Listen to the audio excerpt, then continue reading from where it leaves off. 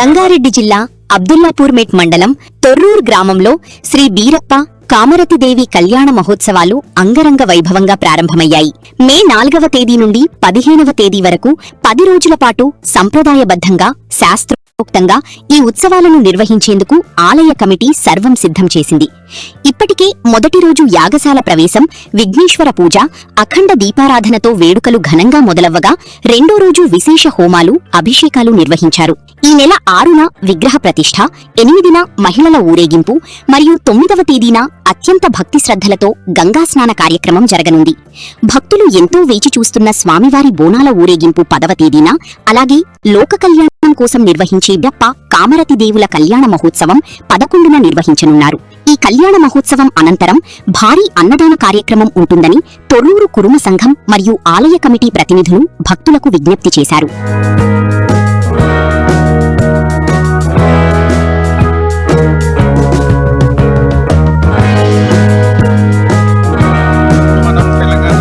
రంగారెడ్డి జిల్లా జిహెచ్ఎంసీ పరిధిలోని తొర్రూరు గ్రామంలో ఉన్నాము. ప్రత్యేకించి ఇక్కడ శ్రీ శ్రీ శ్రీ అఖిలాండ కోటి బ్రహ్మాండ నాయకుడైన అయ్యాల బీరప్ప కామరాతి మరియు అక్క మహంకాళి బుగ్గపోచమ్మ దేవతల విగ్రహ ప్రతిష్ట మహోత్సవం అంగరంగ వైభవంగా జరుగుతున్న నేపథ్యంలో ఇక్కడ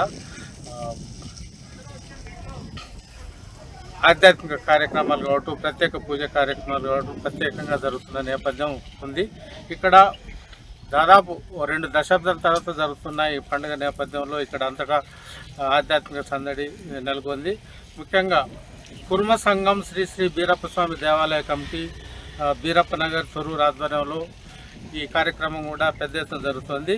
ఈ నేపథ్యంలోనే ఈ కార్యక్రమానికి పెద్ద కుర్మ శాగ లక్ష్మయ్య కుర్మ, సెల్వోజిగా చిన్నింగి జంగయ్య కుర్మ, అధ్యక్షుడు మేకం కీర్తిశేషు, శ్రీ శ్రీ శ్రీ బీరప్ప కామరాతి దేవతల కళ్యాణ మహోత్సవం కూడా అంగరంగ వైభవంగా జరిపే విధంగా ఆలయ కమిటీ కూడా పెద్ద ఏర్పాట్లు కూడా చేస్తున్న నేపథ్యంలోనే పెద్ద ఎత్తున భక్తులు కూడా తరలి వస్తున్నారు.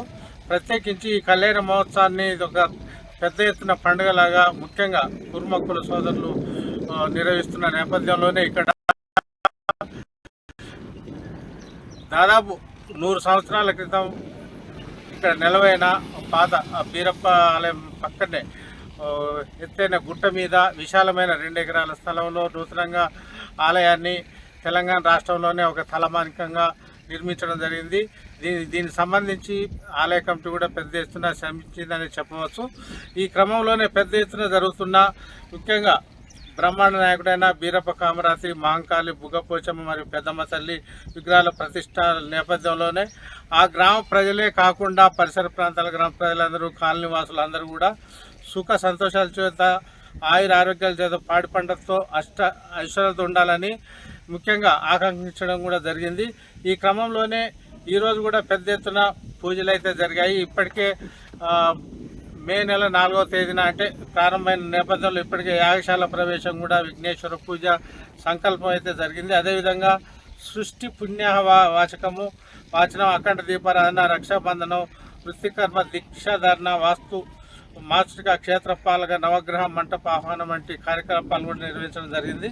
అదేవిధంగా రెండో రోజు కార్యక్రమాల్లో భాగంగా యాగశాల ప్రదక్షిణ, గంటప ద్వేహ ప్రాపకాలం పూజలు, ఆదివాస హోమము, జపం వంటి కార్యక్రమాలు కూడా నిర్వహించడం జరిగింది. ఈ నేపథ్యంలోనే దేవతా హోమం, మూలమంత్ర హోమములు, విగ్రహ అభిషేకంల, ధాన్యాదివాసము, హారతి, మంత్రపుష్ప తీర్థ ప్రసాద వితరణ, అదేవిధంగా అన్నప్రసాద వితరణ కార్యక్రమం కూడా అంగరంగ వైభవంగా జరిగింది.